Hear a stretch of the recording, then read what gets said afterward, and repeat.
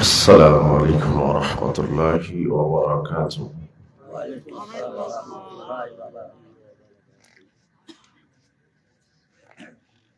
إن الحمد لله وحده والصلاة والسلام على من لا نبي بعده فأعوذ بالله من الشيطان الرجيم وإذا بشر أحدهم بالأنثى ظل وجهه مسودا وهو كظيم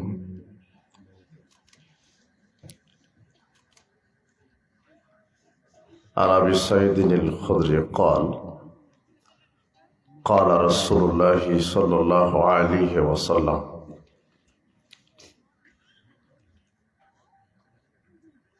من على ثلاث بنات فأدبهن وزوجهن وأحسن إليهن فله الجنة رواه أحمد بإسناد صحيح. عن أبي بكر أن رسول الله صلى الله عليه وسلم قال لا يدخل الجنة جسد غذي بالحرام رواه البيهقي في شعب الإيمان بإسناد صحيح. عن أبي هريرة قال قال رسول الله صلى الله عليه وسلم والذي نفس محمد بيده لا يسمع بهذه الأمة يهودي ولا نصراني ثم يموت ولم يؤمن بالذي أرسلت به إلا كان من أصحاب النار رواه مسلم.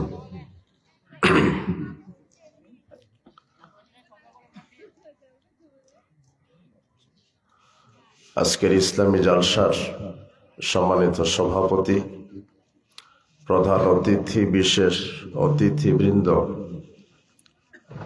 আমার সাথে মঞ্চ উপবিষ্ট আমন্ত্রিত ওলামায়ে কেরাম, মুরব্বী কেরাম, বিজ্ঞ পরিচালক, আমার সামনে উপস্থিত মুসলিম দিনী ভাই, প্রাণপ্রিয় ছাত্র যুবক ভাইয়েরা, পর্দার আড়ালের মা এবং বোনেরা, আমরা প্রথমে ইনশাআল্লাহ সুবহানাহু ওয়া তাআলার শুকরিয়া আদায় করছি যে মহান রব আমাদেরকে সুস্থ রেখে এমন একটি বরকতমণ্ডিত মর্যাদাপূর্ণ জায়গায় আসার, বসার তৌফিক দিয়েছেন, কোরআন এবং সহিহ সুন্নাহ থেকে আলোচনা করার এবং আলোচনা শ্রবণ করার তৌফিক দিয়েছেন। সে মহান প্রতিপালকের দরবারে আমরা লাখো কোটি শুকরিয়া আদায় করছি। আমরা সকলেই বলছি আলহামদুলিল্লাহ। লাখো কোটি দরুদ ও সালাম বর্ষিত হোক মানবতার মুক্তির দূত সৈয়দুল মুরসালিন, নবিকুল শিরোমণি, নবী সম্রাট, রাহমাতাল লিল আলামিন জনাবে মুহাম্মদ রাসূলুল্লাহ সাল্লাল্লাহু আলাইহি ওয়াসাল্লামের প্রতি। আমরা আজকের ইসলামী জালসায় সংক্ষিপ্ত সময়ে যে বিষয়টি নিয়ে আমরা আলোচনা করব তা হচ্ছে ইসলামে নারীর মর্যাদা। উল্লেখিত বিষয়ে কোরআন এবং সহিহ সুন্নাহকে সামনে রেখে আমরা আলোচনা করার চেষ্টা করব ইনশাআল্লাহ। পৃথিবীতে আল্লাহ সুবহানাহু ওয়া তাআলার পক্ষ থেকে একমাত্র দিন, মনোনীত দিন, জীবন ব্যবস্থা ইসলাম। উল্লেখিত বিষয় আল্লাহ সুবহানাহু ওয়া তাআলা বলছেন ইন্নাদ-দীনা ইনদাল্লাহিল ইসলাম, নিশ্চয় মনোনীত দিন হচ্ছে ইসলাম, যেটা আল্লাহ সুবহানাহু ওয়া তাআলার পক্ষ থেকে এসেছে। ওয়া মা ইয়াবতাগি গায়রাল ইসলামি দীনান, ফালা ইউকবালা মিন ওয়া হুয়া ফিল আখিরাতি মিনাল খাসিরিন। যারা ইসলামকে বাদ দিয়ে অন্য কোনো দিন, অন্য কোনো মতবাদ, অন্য কোনো ইজম, অন্য কোনো নীতি আদর্শ মেনে চলে, আল্লাহ তাদের ঈমান, তাদের কর্ম কোনোটাই কবুল করবেন না। তারা বিচারের মাঠে ক্ষতিগ্রস্তদের অন্তর্ভুক্ত হবেন। আল্লাহ সুবহানাহু ওয়া তাআলার পক্ষ থেকে মানুষের জন্য কল্যাণকামী, কল্যাণময় দিন, জীবন ব্যবস্থা, তার নাম হলো ইসলাম।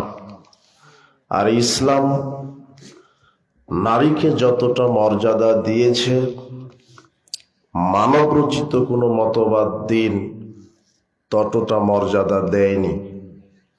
ইহুদিদের কাছে নারী জাতি অপবিত্র জাতি। ইহুদিরা মনে করে নারী জাতি অপবিত্র জাতি, পচা জিনিস। খ্রিস্টানরা নারীদেরকে মনে করে নারী হলো পাপের বস্তু। আর হিন্দুরা তো নারীদেরকে দামই দেয়নি, বলেছে বিবাহ যেদিন দিয়েছি মেয়ের সাথে সম্পর্ক শেষ। এর নাম হলো হিন্দু। বিবাহ যখন দিয়ে দিয়েছি তখন মেয়ের সাথে সম্পর্ক শেষ। এ হলো হিন্দু ধর্ম। একমাত্র ইসলাম নারীকে বিশেষ মর্যাদা দিয়েছে। ইসলাম আসার পূর্বে নারীদেরকে জাহেলি যুগে অপমান করা হতো, অবহেলিত হতে হতো, নির্যাতন নিষ্পেষণ চালানো হতো। নারীদেরকে মনে করা হতো নিকৃষ্ট বস্তু, অপদার্থ। কায়েস বিন আসেম যা ইলা রাসূলিল্লাহি সাল্লাল্লাহু আলাইহি ওয়াসাল্লাম। কায়েস বিন আসেম নামের একজন ব্যক্তি আল্লাহর নবীর কাছে এসে বলছেন, ইয়া রাসূলুল্লাহ, ইন্নী আদতু সামানিয়া বানাতিন লি ফিল জাহেলিয়া। আল্লাহর নবী, আমি ইসলাম কবুল করার পূর্বে জাহেলি যুগে আমার 8টি কন্যা সন্তানকে জীবন্ত মাটি চাপা দিয়ে মেরে ফেলেছি। মানুষ আমাকে বলতো, আপনার কন্যা সন্তান জন্মগ্রহণ হয়েছে। এই আওয়াজ, এই সংবাদ আমি সহ্য করতে পারিনি। কোরআন মাজিদ আল্লাহ সুবহানাহু ওয়া তাআলা বলছেন, ওয়াইদা বুশশিরা আহাদুহুম বিল উনসা, যখনই মেয়ের বাপকে খবর দেওয়া হতো, সুসংবাদ দেওয়া হতো যে আপনি কন্যা সন্তানের পিতা হয়েছেন, যাল্লা ওয়াজহু মুসওয়াদ্দাও ওয়া হুয়া কাযীম, তখন মেয়ের বাপের চেহারা কালো হতো।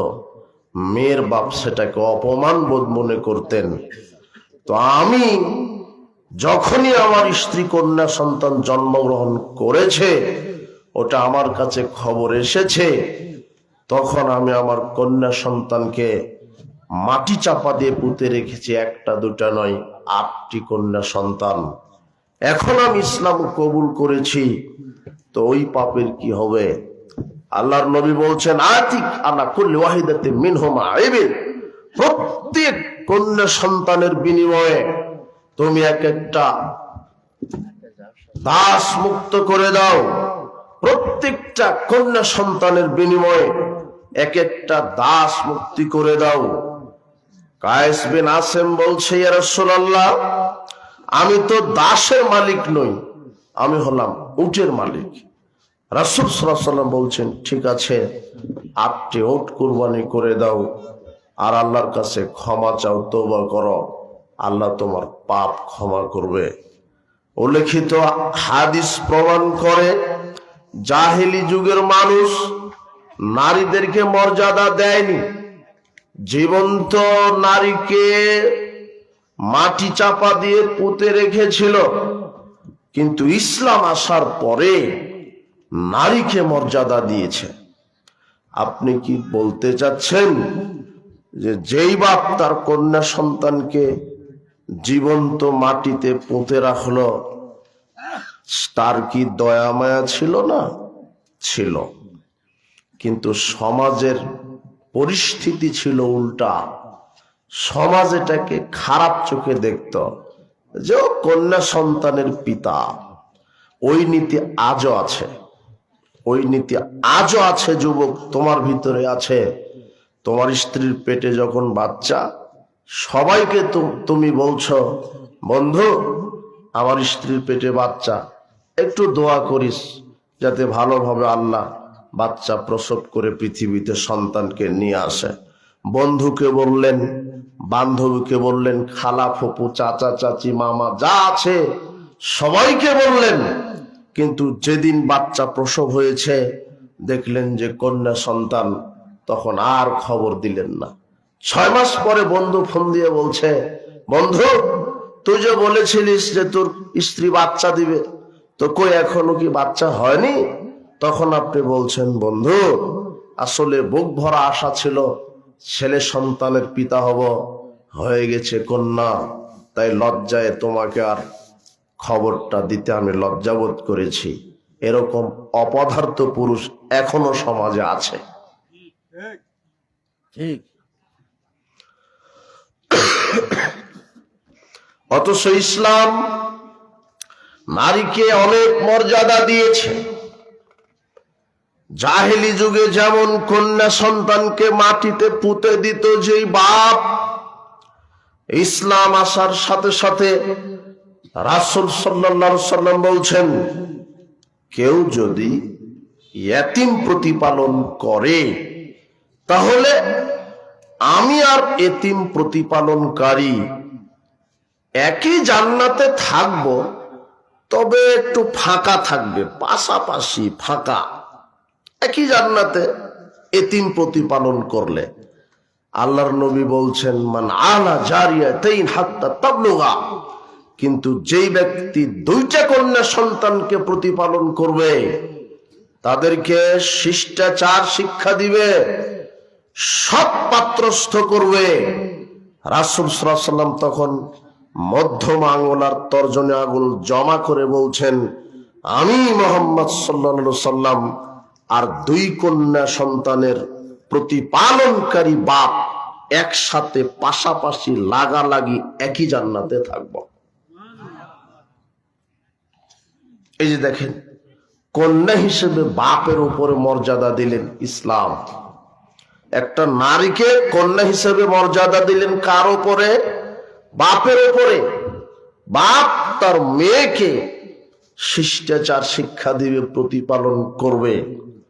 আবু সাঈদ খুদরি রাদিয়াল্লাহু আনহু বলছেন, রাসূল সাল্লাল্লাহু আলাইহি ওয়াসাল্লাম বলেছেন, মান আলা খালাসা বানাতিন, যেই পিতা 3টা কন্যা সন্তানকে প্রতিপালন করলো, ফাদ্দাবাহুন্না, 3টা কন্যা সন্তানকে সুন্দর শিষ্টাচার শিক্ষা দিল, ফাযাওয়াজুহুন্না, 3টা কন্যা সন্তানকে সৎ ছেলের সাথে বিবাহ দিয়ে দিল, ফালাহুল জান্নাহ, আল্লাহর নবী বলছেন ওই পিতার উপরে আল্লাহ জান্নাতকে ওয়াজিব করে দিল। ওই বাপের উপরে জান্নাত ওয়াজিব। শর্ত, কন্যা সন্তানকে 1 সুন্দরভাবে প্রতিপালন করতে হবে, 2 তাদেরকে শিষ্টাচার শিক্ষা দিতে হবে, 3 তাদেরকে সৎ ছেলের সাথে বিবাহ দিতে হবে, 4 ওয়াহসানা ইলাইহিন্না, তাদের সাথে সদাচরণ করতে হবে। এই 4টি কাজ যদি কোনো মেয়ের বাপ করতে পারে, তাহলে ওই মেয়ের বাপের উপর আল্লাহ জান্নাতকে ওয়াজিব করে দিবেন। এখন আপনার সাথে কথা, প্রতিপালন করতে হবে। কিভাবে প্রতিপালন করবেন? যেভাবে সন্তানকে প্রতিপালন করলে সন্তান ছোট থেকে স্বাভাবিকভাবে বড় হবে। তাদের উপরে নির্যাতন জুলুম করা যাবে না, তাদের উপরে কোন রকম নির্যাতন জুলুম করা যাবে না। 2 তাদেরকে শিষ্টাচার শিক্ষা দিবেন। বাপ তার মেয়েকে শিষ্টাচার শিক্ষা দিবে। বাপ তার মেয়েকে শিষ্টাচার শিক্ষা দিবে মানে বাপ তার মেয়েকে বলবে, আম্মু বিসমিল্লাহ বলে খাবার খাও, ডান হাতে খাবার খাও, বসে খাবার খাও, পাশ থেকে খাবার খাও। আম্মু এইভাবে ওযু করো, এইভাবে সালাত আদায় করো। আম্মু তুমি বালেগা হয়েছো, ল্যাংটা পোশাক পরো না, তুমি শালীন ঢিলাঢালা পোশাক পরো। তোমার চেহারা যেন জাতি দেখতে না পারে, মাথার চুল যেন জাতি দেখতে না পারে, তোমার চামড়া যেন জাতি দেখতে না পারে। তুমি যেন উলঙ্গ হয়ে নগ্ন হয়ে হাট বাজার রাস্তাঘাট দখল না করো। এইভাবে বাপ তার মেয়েকে কি শিক্ষা দিবে? শিষ্টাচার। এইভাবে বাপ তার মেয়েকে শিষ্টাচার শিক্ষা দিবে। আম্মু ঘুমানোর সময়তে ডান কাতে ঘুমাবে, আল্লাহুম্মা বিসমিকা আমুতু আহইয়া বলবে। ঘুমানোর সময়তে ডান কাতে ঘুমাবে, ঘুমানোর দোয়া পড়বে। পেশাব পায়খানায় যাওয়ার সময়তে প্রবেশের সময় বাম পা আগে দিবে। এরপরে দোয়া বলবে, আল্লাহুম্মা বিসমিল্লাহ আল্লাহুম্মা ইন্নী আউযু বিকা মিনাল খুবুসি ওয়াল খাবাইস। এই দোয়া পাঠ করে পেশাব পায়খানায় প্রবেশ করবে। আম্মু পেশাব পায়খানা সারার পরে পেশাব পায়খানা থেকে বের হয়ে বলবে, গুফরানাকা। এইভাবে বাপ তার কন্যাকে এইভাবে শিষ্টাচার শিক্ষা দিবে। আম্মু এইভাবে কোরআন মাজিদ তেলাওয়াত করো, ফজরের সালাত আউয়াল ওয়াক্তে পড়ো, জোহরের সালাত আউয়াল ওয়াক্তে পড়ো। বাপ যখন এইভাবে তার মেয়েকে শিষ্টাচার শিক্ষা দিবে, তার মেয়ে তার জীবনে যত আমল করবে তার সমপরিমাণ নেকি বাপের আমলে অটোমেটিক্যালি আল্লাহ লিখে দিবেন। মেয়ে যদি লুচ্চামি করে তাহলে সেই গুনাহ বাপের আমল নামাতে কিভাবে লেখা হবে? মানে এটা বুঝেননি মনে হয়। মেয়ে যদি সালাত আদায় করে তাহলে বাপ মেয়ের সমান নেকি পাবে। নেকির দিকেও যেমন সাদগায়ে জারিয়া আছে, বাপের দিকেও সাদগায়ে জারিয়া আছে। মেয়ে যদি এখন লুচ্চামি করে তাহলে আর আপনার তাহাজ্জুদ পড়ে জান্নাত হবে না। কিসের তাহাজ্জুদ পড়ে আপনি দোয়া করছেন? মেয়ে তো ল্যাংটা হয়ে ঘুরছে, মেয়েকে বলতে পারছেন না আপনি, মা ল্যাংটা হয়ে ঘোরা যাবে না, অর্ধনগ্ন পোশাক পরা যাবে না, গীবাত করা যাবে না, ল্যাংটা হয়ে রাস্তাঘাট মাঠ ময়দান দখল করা যাবে না। এর নাম হচ্ছে বাপ। আপনার মেয়েটা অর্ধনগ্ন পোশাক পরে রাস্তাঘাটে চলে, বাজারে চলে, আপনি কিছু বলতে পারেন না, আপনি বাপ নন। আব্দুল্লাহ ইবনে মাসউদ রাদিয়াল্লাহু আনহু বলছেন, রাসূল সাল্লাল্লাহু আলাইহি ওয়াসাল্লাম বলেছেন, ইয়া মাশার শাবাব মান ইসতাতা মিনকুমুল বাত। হে যুবক, যদি পুরুষ হও তাহলে বিবাহ করো, কাপুরুষ হলে বিবাহ করো না। কেন?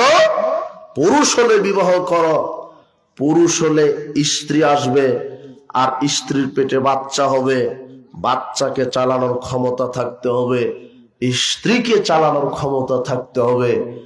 স্ত্রী সালাত আদায় করবে না, এরপরও আপনি স্বামী, আপনি কাপুরুষ স্বামী। স্ত্রীকে সালাত যে কোনো মূল্যে আদায় করাতে হবে, মেয়েকে যেভাবে যে কোনো মূল্যে সালাত আদায় করাতে হবে, ছেলেকে যে কোনো মূল্যে সালাত আদায় করাতে হবে। এর নাম হচ্ছে পুরুষ।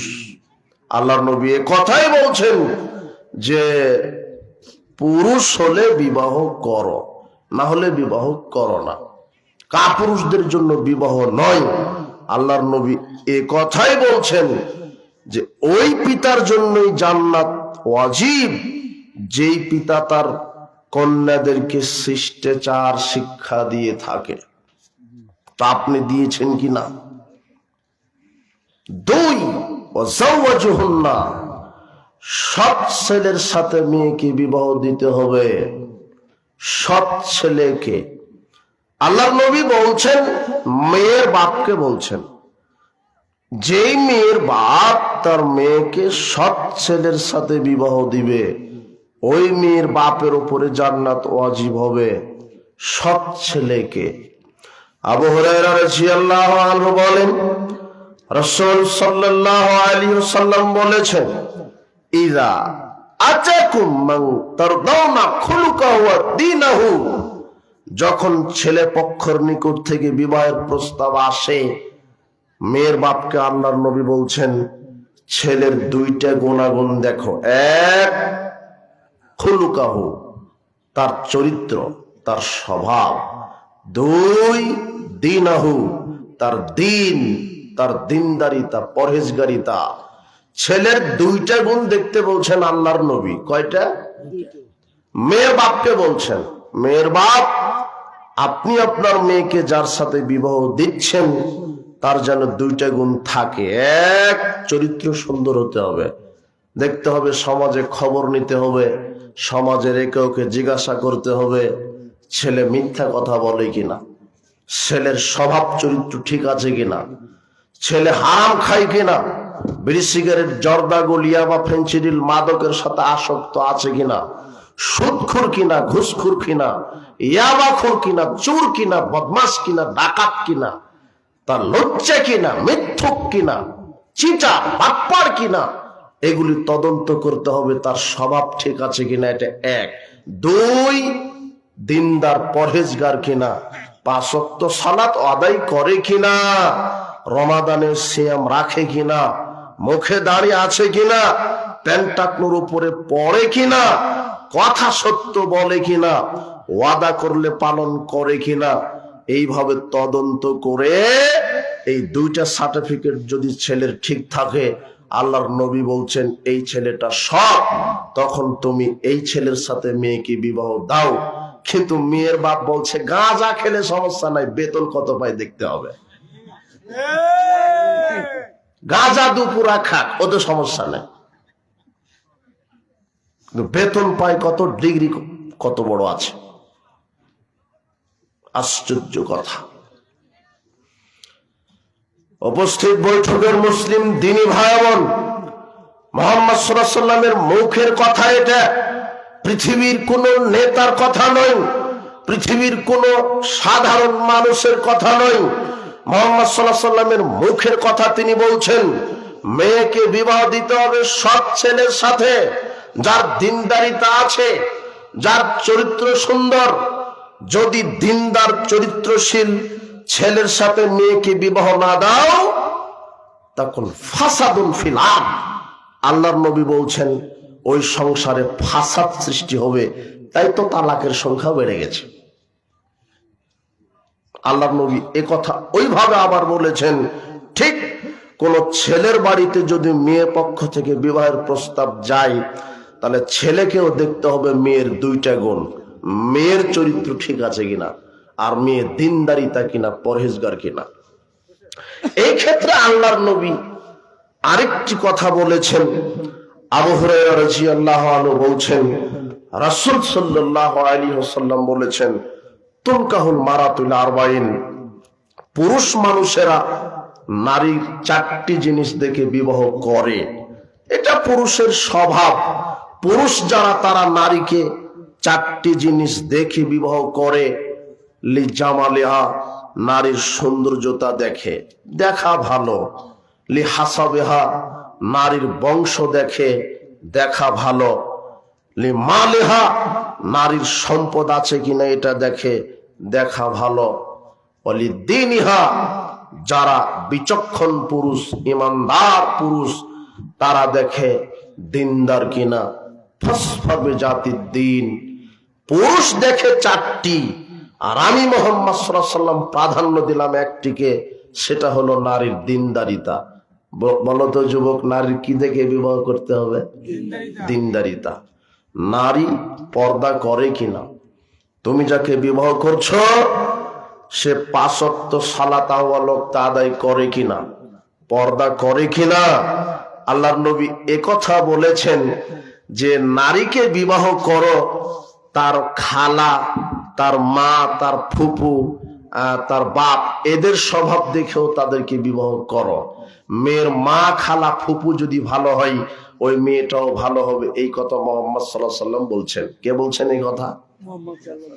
তুমি যাকে বিবাহ করবে, যে মেয়েকে, তার মায়ের বিষয়ে খবর নিতে হবে, মায়ের চরিত্র কেমন।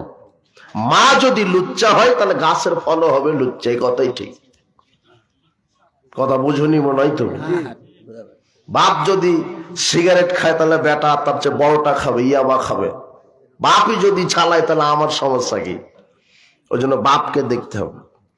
এ কথা আল্লাহর নবী হাদিসের ভাব এভাবেই বলছেন, কুল্লু মাউলুদিন ইউলাদু আলাল ফিতরা, প্রত্যেকটা সন্তান জন্মগ্রহণ করে ইসলামের স্বভাব নিয়ে। ফাবাউ হাব্বাদানিহি আও নাসরানিহি আও মাজসানিহি, প্রত্যেকটা সন্তান পরিবারে জন্মগ্রহণ করে ইসলামী স্বভাব নিয়ে, কিন্তু পিতামাতা ছেলে মেয়েকে বেনামাজি বানায়, পিতামাতা ছেলে মেয়েকে লুচ্চা বানায়, পিতামাতা ছেলে মেয়েকে পথভ্রষ্ট করে তোলে।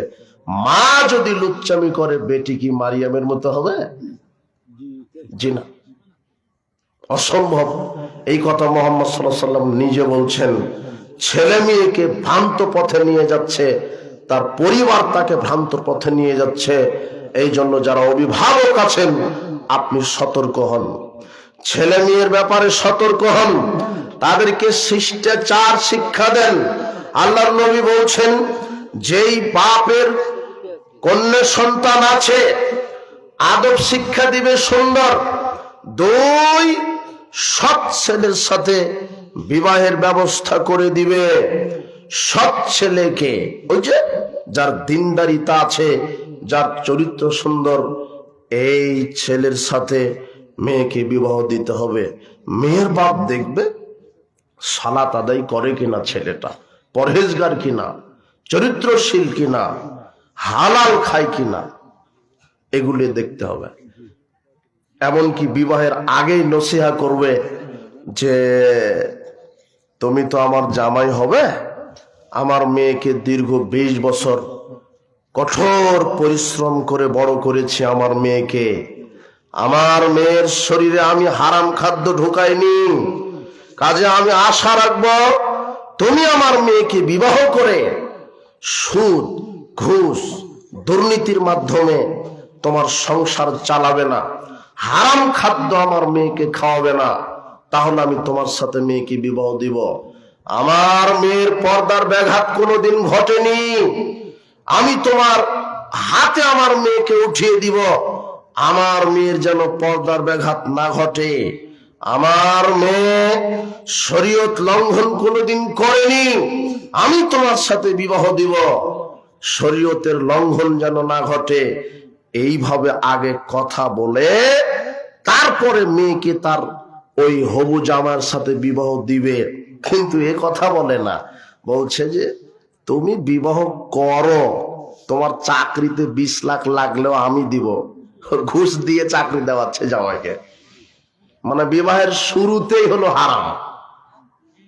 কথা বুঝেননি মনে হয়? কথা আশ্চর্য কথা। শ্বশুরই জামাইকে বলছে যে চাকরি তুমি দেখো, টাকা যত লাগে আমি আছি, 20 লক্ষ আমি দিব। শুরুতেই হারাম, ঘুষ হারাম। মেয়ের বাপ হা করে আছে যে চাকরি কত বড়, ডিগ্রি কত বড়।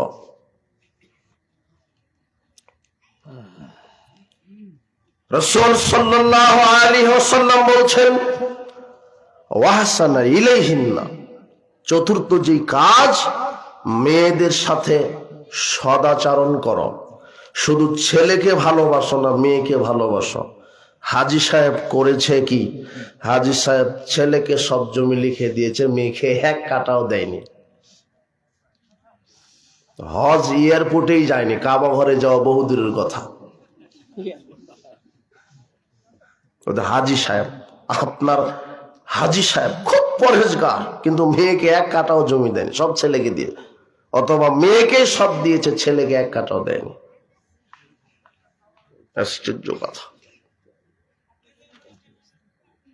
আর তোমার বাপ তোমার ফুপুকে ফাঁকি দিয়েছে। তোমার দাদা মারা গেছে যেই দিন, সেই দিন তোমার বাপের উচিত ছিল তোমার ফুপুদেরকে বাড়িতে এনে জমি ওয়ারিশ সূত্রে ভাগ করে বাহির করে দেওয়া। তোমার বাপ তোমার ফুপুদেরকে এখনো জমি বাহির করে দেয়নি। তোমার বাপ হলো 1 নম্বর দুর্নীতিবাজ। বিচারের মাঠে কাঁধে জমি বহন করে উঠবে তোমার বাপ। রাসূল সাল্লাল্লাহু আলাইহি ওয়াসাল্লাম বলছেন, মেয়েদের সাথে সদাচরণ করো। এই 4টি কাজ যদি কোনো পিতা মেয়েদের ব্যাপারে করে থাকে, তাহলে ওই মেয়ের বাপের উপরে আল্লাহ জান্নাতকে ওয়াজিব করে দেন। তাহলে মেয়ে হিসেবে মর্যাদা দিলেন বাপের উপরে ইসলাম। এরপরে বলছিলাম ইসলামের নারীর মর্যাদা, মেয়ে হিসেবে মর্যাদা। কথাটা কোথা থেকে উঠে এসেছে? জাহেলি যুগে মেয়েদেরকে পুঁতে রাখা হতো, আর ইসলাম আসার সাথে সাথে বলছেন যে না, মাটিতে পুঁততে হবে না। যদি কোনো বাপ তার মেয়েকে সুন্দর শিষ্টাচার শিক্ষা দিতে পারে, আর সৎ ছেলের সাথে বিবাহ দিতে পারে, মেয়েদের সাথে যদি সদাচরণ করতে পারে, তাহলে ওই বাপের জন্য মেয়ের মাধ্যমে আমি আল্লাহ তাকে জান্নাত দান করে দেব। এটা হলো মেয়ে হিসেবে মর্যাদা। বোন হিসেবে মর্যাদা আছে, বাপের কাছে মেয়ে হিসেবে মর্যাদা, ভাইয়ের কাছে বোন হিসেবে মর্যাদা। কেন?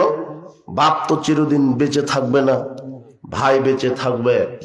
এখন ভাই, এই যুবক, তোমাদের যাদের বোন আছে, তুমি এই কথাটা শোনো, বোনদের প্রতি তোমাদের কতটা যত্নশীল হওয়া দরকার। তোমার বোন তোমার উপরে হক রাখে, তোমার বোনের মর্যাদা আছে, ভাইয়ের উপরে তোমার উপরে মর্যাদা আছে, আল্লাহ দিয়েছেন মর্যাদা। জাবের ইবনে আব্দুল্লাহ রাদিয়াল্লাহু আনহু বলছেন যে কোন এক যুদ্ধ থেকে আমি ফিরে আসছিলাম, রাসূল সাল্লাল্লাহু আলাইহি ওয়াসাল্লাম আমার সাথে ছিলেন। তো রাসূল সাল্লাল্লাহু আলাইহি ওয়াসাল্লাম একদা বললেন, জাবের, হাল তাযাওয়াজতা, তুমি কি বিবাহ করেছ? তখন জাবের বলছে, নাম, হ্যাঁ আমি বিবাহ করেছি। আল্লাহর নবী বলছেন, বিকরাম আম ফাইয়াবান, তুমি কি কুমারী মেয়েকে বিবাহ করেছ না বিধবা নারীকে বিবাহ করেছ? তখন জাবের বলছে, ইয়া রাসূলুল্লাহ, বাল ফাইয়াবান, আমি বিধবা নারীকে বিবাহ করেছি, আমি বিধবা নারীকে বিবাহ করেছি। তখন আল্লাহর নবী বলছেন, আফালা জারিয়াতান তুলাইবুহা ওয়া তুলাইবুকা, তুমি কেন কুমারী নারীকে বিবাহ করলে না? তুমি তার সাথে খেলাধুলা করতে, সে তোমার সাথে খেলাধুলা করত। আলাইকা বিল আবকার, অবশ্যই যুবকদের উচিত কুমারী নারীকে বিবাহ করা। কেন? কুমারী নারীদের মুখ মিষ্টি বেশি হয়, তারা বেশি বেশি বাচ্চা দিতে পারে। তারা অল্পতেই তুষ্ট হতে পারে। কুমারী মেয়েদের মুখ বেশি মিষ্টি হয়, কুমারী মেয়েরা বেশি বেশি বাচ্চা দিতে পারে, কুমারী মেয়েরা অল্পতেই তুষ্ট হয়। তাই কুমারী মেয়েদেরকে বিবাহ করা ভালো। কুমারী মেয়েকে বিবাহ করলে স্ত্রী স্বামীর সাথে খেলবে, স্বামী স্ত্রীর সাথে খেলবে। তো তুমি কেন কুমারী মেয়েকে বিবাহ না করে বিধবা নারীকে বিবাহ করলে? এই যুবক শোনো। তখন জাবের উত্তর দিচ্ছে, দেখো কত বিচক্ষণ ভাই। জাবের বলছে, ইয়া রাসূলুল্লাহ, ইন্না লি আখাওয়াতিন, আমার বাপ 6টা বোন রেখে মারা গেছে, আমার 6টা বোন, আর হাজারো লক্ষ টাকা ঋণ করে মারা গেছে। বাপের ঋণের বোঝা টানতে টানতে আমি যুবক বয়সে বৃদ্ধ হয়ে যাচ্ছি, আর 6টা বোন রেখে গেছে, তাদেরকে মানুষ করতে আমি বৃদ্ধ হয়ে যাচ্ছি।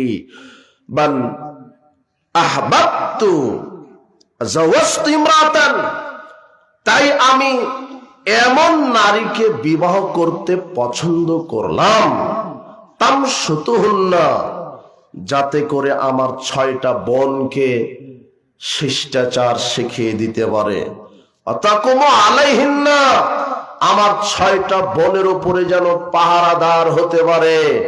মানে জাবের বোঝাতে চাচ্ছেন, আল্লাহর নবী, আমি যদি কুমারী মেয়েকে, অল্প বয়সী মেয়েকে বিবাহ করি, তাহলে আমার বোনের সমবয়সী হয়ে যাবে, আর আমার স্ত্রী যখন আমার বোনের সমান সমান বয়স হয়ে যাবে, তখন আমার স্ত্রী আর আমার বোনদের উপরে কঠোর হতে পারবে না, হলেও তারা মেনে নিবে না। কথা বুঝেননি মনে হয়? কথা কি বুঝতে পারলেন? আমার 6টা বোন, তাই আমি চিন্তা করলাম এমন নারীকে বিবাহ করি যাতে করে বিচক্ষণ শিক্ষিতা নারী, বয়সপ্রাপ্তা নারী আমার বোনদেরকে যেন শিষ্টাচার শিক্ষা দিতে পারে। এই গোসল করো এইভাবে, মাথা আশ্রাও এইভাবে, অজু করো এইভাবে, সালাত আদায় করো, এই দুপুর 12টায় কোথায় যেতে হবে, এই রাত করে কেন বাড়ি ফিরলে, এইভাবে যেন শাসন করতে পারে আমার বউ। তাই আমি বিধবা শিক্ষিতা বিচক্ষণ নারীকে বিবাহ করেছি। দেখো ভাইয়ের দূরদর্শিতা দেখো। তোমার ওই নাস্তিক মহিলা বলছে যে ইসলাম নারীকে ঠকিয়েছে। তো কিভাবে ঠকালো? তো যে আল্লাহ বলছে এক ছেলে সমান 2 মেয়ে। বাপের যদি 3 বিঘা জমি থাকে তাহলে ওই 2 বিঘা পাবে এক ছেলে, আর মেয়ে পাবে কয় বিঘা? মনে করো যে তোমরা 2 ভাই বোন, তোমার বাপের আছে 3 বিঘা জমি, তাহলে তুমি 2 বিঘা, তোমার বোন 1 বিঘা। তাহলে ইসলাম তো নারীকে কি করলো? ঠকালো না? মনে হচ্ছে তো এরকম।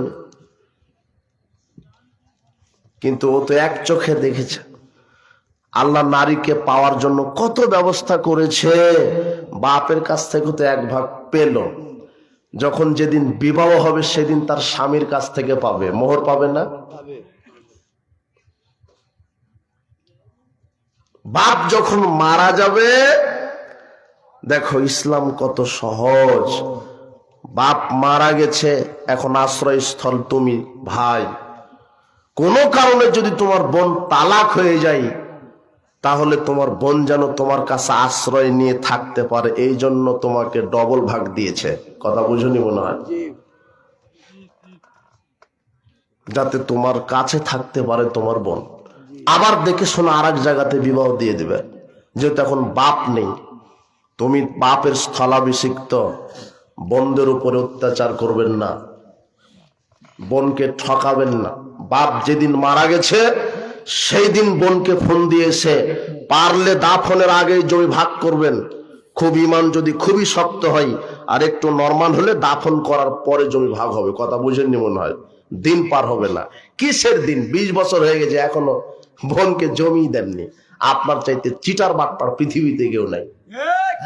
আশ্চর্য কথা। আপনি হজ করে তাসবিহ টিপে জান্নাতে যেতে চাচ্ছেন কেন? আগে বোনকে জমি দিতে হবে, তারপরে জান্নাত। এয়ারপোর্টেই যায়নি হজ, বিশ্বাস করেন যায়নি। আর যদি ওই জমির ফসল বিক্রি করা টাকা থাকে তাহলে হজ কবুলই হয়নি। অবাক কথা।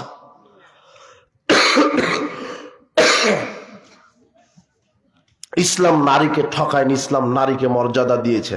তোমার এই নাস্তিকেরা বুঝে না, আল্লাহ তুমি এদেরকে হেদায়েত দান করো। এরা ভুল বুঝেছে। এরা নারী ক্ষমতায়নের নামে নারীকে পণ্য হিসেবে রাস্তায় নামিয়েছে। নারী রাস্তার বস্তু নয়। নারীকে ইসলাম রাজরানীর মতো রাখতে চেয়েছে, কিন্তু তুমি এই কপাল পোড়া এই নাস্তিক্যবাদী ব্রেন বুদ্ধি দিয়ে বুঝতে গিয়ে তুমি নারীকে চাকরানি বানিয়েছ। তোমার সমাজ বলছে, আরে মেয়ের বাপ বলছে যে বেটিকে বিশ্ববিদ্যালয়ে পড়িয়েছি, ওই শুধু স্বামীর গোলামি করবে, ভাত রান্না করবে, কাপড় কাচবে, চা বানিয়ে দিবে স্বামীকে, এটা তো স্বামীর গোলামি। মেয়েকে বিশ্ববিদ্যালয়ে ইংলিশে পড়িয়েছি, বড় চাকরি করবে, কাপুরুষ। স্বামীকে চা বানিয়ে দেওয়া এটা গোলামি, আর অফিসের বসের পা টিপে দেওয়া নিজের পায়ে খাড়ানো। বোঝানো মনে হয় তুমি? স্বামীকে 1 কাপ চা বানিয়ে দেওয়ার নাম হচ্ছে কি? গোলামি। আর অফিসের বসের সাথে রাত কাটানো, নিজের পায়ে খাড়ানো। অবাক তোমার জাতি। এখনো বুঝেননি মনে হয় কথা? আশ্চর্য কথা। সাবধান। উপস্থিত বৈঠকের মুসলিম দিনী ভাই বোন, আর রিজালু কাওয়ামুন আলান নিসাই, আল্লাহ বলছেন আমি নারীর পরিচালক হিসেবে সৃষ্টি করেছি পুরুষকে। নারীর পরিচালককে পুরুষ। পুরুষ হচ্ছে নারীর পরিচালক, কিন্তু নারী জাতি বুঝলো না। এরা রাস্তায় নেমে গেল। ইসলাম সম অধিকারের কথা কোথাও বলেনি। ইসলাম ন্যায্য অধিকারের কথা বলেছে। কি অধিকারের কথা? ন্যায্য অধিকার। সমান অধিকার আপনি কিভাবে দিবেন? এটা হয় কি করে? দুটা তো দুই বস্তু, নেগেটিভ পজিটিভ বস্তু। এটা সমান অধিকার কিভাবে হবে? সমান অধিকার দিবেন কি করে? ইসলাম ন্যায্য অধিকারের কথা বলেছে, সমান অধিকারের কথা বলেনি। এখন যদি সমান অধিকার দাও, তাহলে পুরুষ যদি বলে যে আমরা দাঁড়িয়ে পেশাব করি, তাহলে তুমি সমান অধিকার নেবে, তুমি এখন থেকে দাঁড়িয়ে মারো। সমান অধিকার না, বোঝেননি কথা? ওখানে ন্যায্য অধিকারের কথা।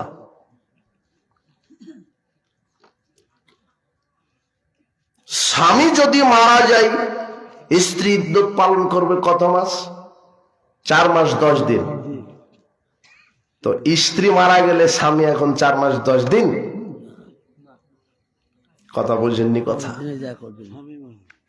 সমান অধিকার আপনি কেমনে দিবেন? আপনি বস্তুটাই তো নারী পুরুষ, নেগেটিভ পজিটিভ বস্তু। আজকে নারী জাতি বলছে সমান অধিকার চাই, মাঠে নামছে।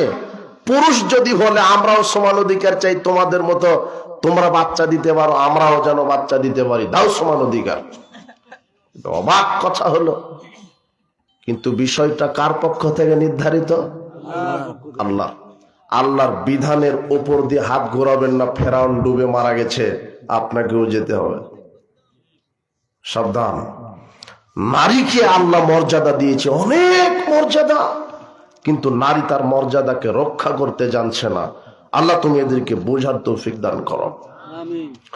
উপস্থিত বৈঠকের মুসলিম দিনী ভাই বোন, বলছেন আমি ইসলামের নারীর মর্যাদা কন্যা হিসেবে বাপের উপরে, বোন হিসেবে ভাইয়ের উপরে, মা হিসেবে কার উপরে? ছেলের উপরে। মায়ের মর্যাদা। একজন ব্যক্তি বলছে আল্লাহর নবী খেদমত করবো কার? তো তোমার মায়ের। তারপরে কার? তোমার মায়ের। তারপরে কার? তোমার মায়ের। তারপরে কার? তোমার বাপের। কয় গুণ মর্যাদা বেশি? 3 গুণ। মায়ের মর্যাদা। মায়ের মর্যাদা। নারীকে মা হিসেবে মর্যাদা দিয়েছে। মায়ের পায়ের নিচে সন্তানের জান্নাত। মায়ের পায়ের নিচে সন্তানের জান্নাত। যুবক, মাকে কষ্ট দিও না। তোমার মা তোমার পিছনে অনেক অবদান রেখেছে। তোমার মা যেদিন তোমাকে গর্ভে ধারণ করেছিল কত কষ্ট। খেতে বসেছিল, তুমি পেটে লাথি মেরে দিয়েছিল আর খেতে পারেনি তোমার মা। তোমার মা খেতে বসেছিল, তুমি এমন একটা ভঙ্গি করেছিলে পেটের ভিতরে খেতে পারনি, বমন করে দিয়েছে। আর যেদিন প্রসব করেছিল, সেদিন জিহাদের মাঠে যেমন শহীদ রক্তাক্ত হয়ে যায়, তোমার মা ওই রকম রক্তাক্ত হয়ে গেছিল। এই জন্য আল্লাহর নবী বলেছেন, কোন মা যদি বাচ্চা প্রসব করতে করতে মারা যায়, আল্লাহ তাকে শহীদ হিসেবে কবুল করে নেবেন। মায়ের মর্যাদা। এই মায়ের সাথে কোনোদিন নাফরমানি করবেন না। ইন্নাল্লাহ হারামা উকুকাউ মাহা। আল্লাহ মাতাদের অবাধ্যতাকে হারাম করেছেন। আল্লাহ মাতাদের অবাধ্যতাকে হারাম করেছেন। একজন ব্যক্তি বলছেন আল্লাহর নবী আমি জিহাদে যেতে চাই, আমি আশা রাখি জিহাদ করে শহীদ হয়ে জান্নাতে যাব। আল্লাহ নবী বলছেন তোমার মা বাপ কি বেঁচে আছে? আছে। তখন আল্লাহ নবী বলছেন তুমি জিহাদের মাঠে গিয়ে জিহাদ করো না, পিতামাতার সাথে জিহাদ করো, মানে পিতামাতার খেদমত করো, তাহলেই জান্নাত হবে।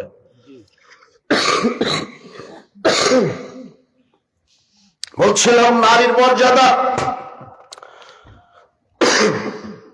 মা হিসেবে মর্যাদা দিলেন ইসলাম। নারীর অনেক মর্যাদা। এই মায়ের সাথে নাফরমানি করবেন না। উপস্থিত বৈঠকের মুসলিম দিনী ভাই বোন, এরপরে নারীকে মর্যাদা দিলেন স্ত্রী হিসেবে। নারীকে মর্যাদা দিয়েছে ইসলাম স্ত্রী হিসেবে। স্ত্রী হিসেবে কার উপরে মর্যাদা দিলেন? স্বামীর উপরে।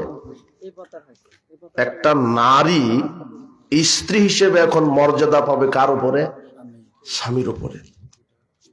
স্ত্রী ওলা আপনার স্ত্রী, এখন বিবাহ করেছেন, তার খাওয়া, তার পড়া, তার চিকিৎসা, তার ইজ্জত, তার আবরুর সবকিছুর হেফাজতের দায়িত্ব এখন কার উপরে? আপনার উপরে। আপনি তার স্বামী, আপনি তার স্বামী, স্ত্রী হিসেবে মর্যাদা দিয়েছেন আল্লাহ। ফাআতুহুন্না উজুরাহুন্না ফারিদা। আল্লাহ বলছেন তুমি তোমার স্ত্রীকে মোহর দাও ফরজ হিসেবে। মোহর আদায় করা কি ফরজ? মোহর আদায় করা কি ফরজ? দেখেন স্ত্রীর মর্যাদা। মুয়াবিয়া বিন হাকাম আস-সুলামি রাদিয়াল্লাহু আনহু বলছেন, আল্লাহর নবী, মান আহাক্কু যাওজাতি আহাদিনা আলাইহি, আমাদের উপরে আমাদের স্ত্রীর কি হক রয়েছে, আমাদের উপরে আমাদের স্ত্রীর কি হক রয়েছে? তখন আল্লাহর নবী বলছেন, আন তুতঈমাহা ইজা তাইমতা, তুমি যেই মানের খাবে স্ত্রীকে সেই মানের খাওয়ায়ও। অতাকসুহা ইজা তাসাইতা, তুমি যেই মানের পরিধান করবে স্ত্রীকে সেই মানের পরিধান করায়ও। ওয়ালা তুকাব্বিহ, স্ত্রীকে অশ্লীল ভাষায় গালি দিও না। ওয়ালা তাহজুরিল্লা ফিল বাইত, নিজের ঘর বাড়ি ছাড়া অন্য কোথাও যেতে দিও না। ওয়ালা তাজরিবিল ওয়াজহা, স্ত্রীর মুখের উপরে মেরো না। স্ত্রীকে যদি মারাও লাগে মুখের উপরে মেরো না। স্ত্রীকে দাসীর মতো পিটায়ও না। নিজের বাড়ি ছাড়া অন্য কোথাও যেতে দিও না। আপনার অনুমতি ছাড়া খালার বাড়ি, ফুপুর বাড়ি, চাচার বাড়ি, চাচির বাড়ি, মামির বাড়ি, মামার বাড়ি কোথাও যেতে পারবে না, কার অনুমতি ছাড়া? স্বামীর। আর যেতেও যদি হয় একা যাবে না, আপনাকে নিয়ে যেতে হবে। জরুরি প্রয়োজন, আত্মীয়র বাসায় তো যাবেই, আপনি সাথে যাবেন, আপনি নিয়ে যাবেন। 10 দিন লেট হোক, আপনি বলবেন যে আমি অমুক দিনে যেতে পারবো, সেদিন আমার সাথে যেতে হবে। খালাতো ভাইয়ের সাথে, মামাতো ভাইয়ের সাথে পাঠায়েন না, বউ কিন্তু ওর হয়ে যাবে, তখন বিপদে পড়ে যাবেন। সাবধান। নিজের বাড়ি ছাড়া কোথাও যেতে দেওয়া যাবে না, থাকতে দেওয়া যাবে না। লা তুসাফিরু মারাতুন মাসরাতা ইয়াউমিন ওয়া মা জাহা মাহ, রাসূল সাল্লাল্লাহু আলাইহি ওয়াসাল্লাম বলছেন, কোন নারী মাহরাম ছাড়া একদিন এক রাত কোথাও সফরে থাকতে পারে না। যে কোনো নারী একদিন এক রাত মাহরাম ছাড়া থাকতে পারে না। শোনেন, বাংলাদেশের মধ্যে সবচেয়ে বড় ধনী আপনার স্ত্রী, কিন্তু আপনার স্ত্রীর দুনিয়াতে মাহরামই নাই কোনো। আপনিও মারা গেছেন, দুনিয়াতে তার মাহরাম নাই। মাহরাম মানে যার সাথে তার বিবাহ হারাম, ও হলো মাহরাম। কেমন?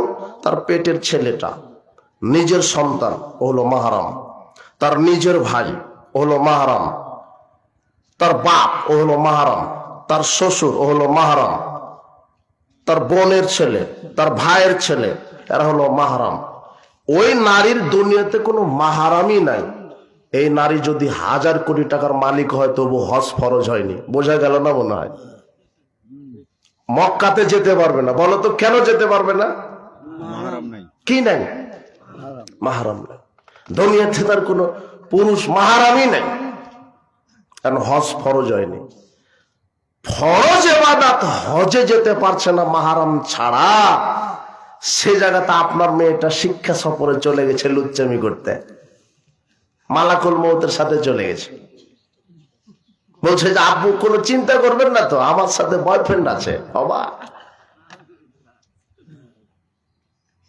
আমার সাথে অমুক শিক্ষক আছে। আর জাতিকে নাকি বলে দিয়েছে শিক্ষক হলো গুরুর মতো, এমন গুরুর মতো ধর্ষণ করে ছেড়ে দিয়েছে। অবাক কথা। কে বলেছে তোমাকে শিক্ষক গুরুর মতো? অধিকাংশ শিক্ষক নাস্তিক মন মাইন্ডের, চিটার বাপ্পা। আশ্চর্য কথা। ওর ভিতরে কি এলেম কালাম আছে, মুখে দাড়ি নাই, ও প্যান্ট পরে আছে একটা চটের বস্তা, দাঁড়িয়ে পেশাব করে তোমার হেডমাস্টার, তুমি দেখো না? আশ্চর্য কথা। পকেটে আছে গাঁজা, ইয়াবা, সিগারেট, ক্লাস শেষ হতে দেরি, গাঁজা ধরাতে দেরি নাই, ও হলো শিক্ষক হলো কি করে? আশ্চর্য কথা। ওর কাছে মেয়েকে দিলেন কিভাবে? ও কি শিক্ষা দিতে পারে? আপনার মেয়েকে আপনি বয়ফ্রেন্ডের সাথে পাঠিয়ে দিয়েছেন জাফলঙে। আশ্চর্য কথা। শিক্ষা সফরে যেতে নিষেধ নয়, বাপকে সাথে নিয়ে যাবে শিক্ষা সফরে। বোঝা গেল না মনে হয়? ভাইকে নিয়ে যাবে, তার স্বামীকে নিয়ে যাবে, তার ছেলেকে নিয়ে যাবে, তার ভাইকে নিয়ে যাবে। কার সাথে গেল? অবাক কথা, একজন নারী সফরে বের হতে পারে না মাহরাম ছাড়া। এক রাত্রের জন্য হলো, 1 ঘন্টার জন্য হলো, 1 মিনিটের জন্য হলো সফরে যদি বের হয়, মাহরাম ছাড়া বের হতে পারে না।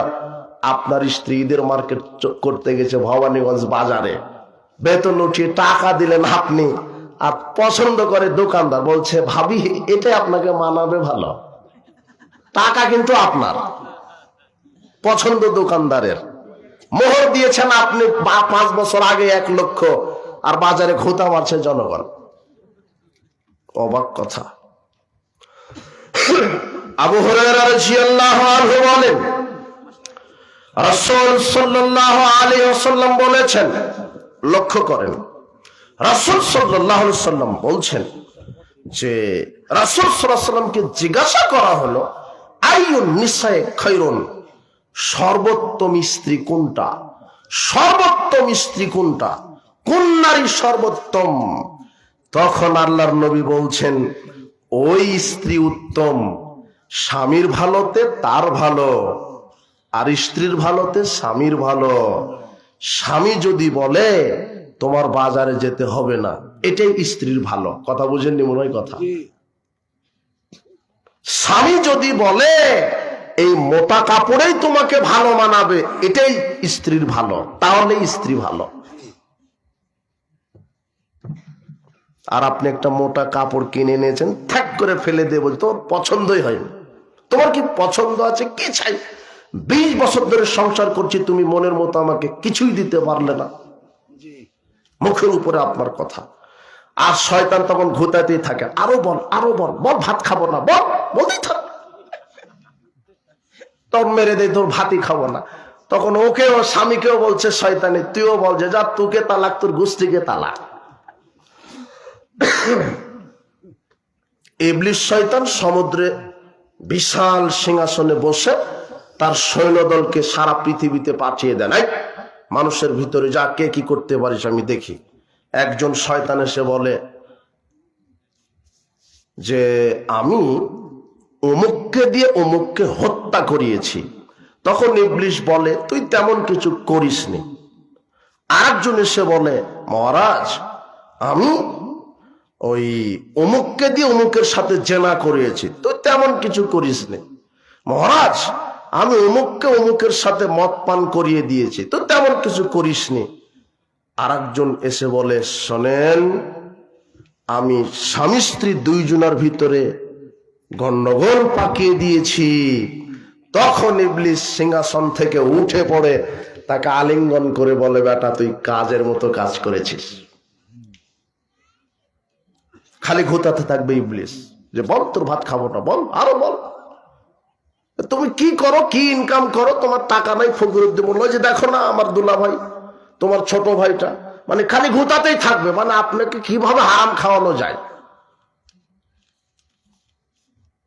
তোমার ছোট ভাইয়ের ঢাকাতে ফ্ল্যাট বাড়ি আছে, তোমার কি আছে? এখন আপনিও ফ্ল্যাট বাড়ি করতে গিয়ে দুর্নীতি করা শুরু করে দিয়েছেন। আশ্চর্য কথা। একজন স্ত্রী স্বামীকে ভালো করতে পারে, একজন স্ত্রী স্বামীকে খারাপ করতে পারে। স্ত্রী অল্পে তুষ্ট থাকতে হবে, স্বামীর ইনকামের উপরে ভারসাম্যটা যেন ঠিক থাকে। স্বামীর ভালো, স্ত্রীর ভালো। আল্লাহর নবী এ কথাই বলছেন, স্বামী যদি মোটা কাপড়ে খুশি, স্ত্রীকেও মোটা কাপড়ে খুশি। স্বামী যদি চিকন কাপড়ে খুশি, স্ত্রীকেও চিকন কাপড়ে খুশি। এরাই হলো সুন্দর স্বামী স্ত্রী। মত এক হতে হবে। স্ত্রীর মর্যাদা দিয়েছেন আল্লাহ স্বামীর ওপরে। রাসূল সাল্লাল্লাহু আলাইহি ওয়াসাল্লাম বলছেন, যেই মানের কাপড় পরবে সেই মানের কাপড় স্ত্রীকে পরাও। যে মানের খাদ্য খাবে সেই মানের খাওয়াও। স্ত্রীকে গালি দিও না, স্ত্রীকে পিটায়ও না, দাসের মতো পিটাতে হবে না, তাকে নসিহত করেন। রাসূল সাল্লাল্লাহু আলাইহি ওয়াসাল্লাম সাহাবীদেরকে রাস্তাঘাটে ঘোরাফেরা করতে দেখলেই চটে যেতেন, ইরজিলা আহলিকুম, যাও তোমরা স্ত্রীদের নিকটে ফিরে যাও। ওয়াকিমু ফিহিম, স্ত্রীকে বেশি বেশি সময় দাও। ওয়া মুরহুম, তাদেরকে কোরআন হাদিসের নির্দেশ দাও। ওয়া আল্লিমুহুম, তাদেরকে দ্বীনের জ্ঞান শিক্ষা দাও। আপনি কি আপনার স্ত্রীর সাথে 5 মিনিট বসে দ্বীনের জ্ঞান কোনোদিন শিক্ষা দিয়েছেন? দিবেন কি করে? আপনারা দুইজন বসে আছেন ল্যাংটা নারী নিয়ে, টিভি সিনেমা নিয়ে, আপনার মেয়েটা ওই ঘরে বসে আছে ল্যাপটপ নিয়ে, উলঙ্গ নারী নিয়ে, আর ছেলেটা ওই যে মোড়ে মোড়ে ক্যারাম খেলে গাঁজা খায়। আপনার আবার পরিবার। আশ্চর্য কথা, ওই পরিবার জাহান্নামের পরিবার। স্ত্রীকে সময় দিবেন, স্ত্রীকে মূল্যায়ন করবেন। অনেক পুরুষ আছে স্ত্রীকে মূল্যায়ন করে না, স্ত্রীকে সময় দেয় না, স্ত্রীর আদর যত্ন করে না। বিশ্বাস করেন, সারা পৃথিবীর সবচেয়ে শান্তি তৃপ্তির জায়গা হলো একজন পুরুষের জন্য তার স্ত্রীকে। আল্লাহ বলছেন লিতাসকুনু ইলাইহা, আমি নারীকে সৃষ্টি করেছি, স্ত্রীকে আমার নিদর্শন করেছি স্বামীর জন্য। কেন? স্বামী যেন তার স্ত্রীর কাছে শান্তি তৃপ্তি খুঁজে পায়। শান্তি তৃপ্তির জায়গা হলো তার স্ত্রী। স্ত্রীকে মূল্যায়ন করবেন, স্ত্রীকে গালি দিবেন না, স্ত্রীকে সম্মান করবেন, স্ত্রীর অধিকার আদায় করবেন। নারীর অনেক মর্যাদা। উপস্থিত বৈঠকের মুসলিম দিনী ভাই বোন, নারীকে মর্যাদা দিয়েছে স্ত্রী হিসেবে। রাসূল সাল্লাল্লাহু আলাইহি সাল্লাম বলছেন, শোনো, খায়রুকুম খায়রুকুম লিআহলি, তোমাদের মধ্যে ওই ব্যক্তি উত্তম যে তার স্ত্রীদের নিকটে উত্তম। আমি মুহাম্মদ সাল্লাল্লাহু আলাইহি সাল্লাম, আমি আমার স্ত্রীদের নিকটে উত্তম। বক্তব্য শুনেছেন যে স্বামীর খেদমত করতে হবে স্ত্রীর, যে স্ত্রী স্বামীর খেদমত করে না সেই স্ত্রী জাহান্নামে। এ কথা ঠিক, কিন্তু আপনার হক যেমন আপনার স্ত্রীর উপরে যেই পরিমাণ আছে, আপনার স্ত্রীরও হক আপনার উপরে সেই পরিমাণ আছে। শুধু স্ত্রী আপনার খেদমত করবে আর আপনি আপনার স্ত্রীর খেদমত করবেন না, এই কথা নয়। রাসূল সাল্লাল্লাহু আলাইহি ওয়াসাল্লাম এই কথাই বলছেন যে ওই ব্যক্তি উত্তম যে তার পরিবারের নিকটে উত্তম। আমি মুহাম্মদ সাল্লাল্লাহু আলাইহি ওয়াসাল্লাম আমার পরিবার, আমার স্ত্রীগণের নিকটে উত্তম। আপনার স্ত্রীর হক আছে। কি হক? অসুস্থ হলে চিকিৎসা করাবেন, ক্ষুধাতে খাদ্য দিবেন, সুন্দর নিরাপত্তাময় বাড়ি দিবেন, তাকে আদর যত্ন করবেন, তার নিরাপত্তার যেন কমতি না হয়। এগুলো হচ্ছে আপনার স্ত্রীর হক। তাকে গালি দিবেন না, তাকে দাসের মতো পিটাবেন না, এটা স্ত্রীর হক, অধিকার। তাকে সম্মান করতে হবে। আর আরেকটা হচ্ছে স্ত্রীকে সাংসারিক কাজে সহযোগিতা করতে হবে। মুহাম্মদ সাল্লাল্লাহু আলাইহি ওয়াসাল্লাম রাষ্ট্রপতি মানুষ, প্রেসিডেন্ট, তিনি হচ্ছেন দেশের সরকার।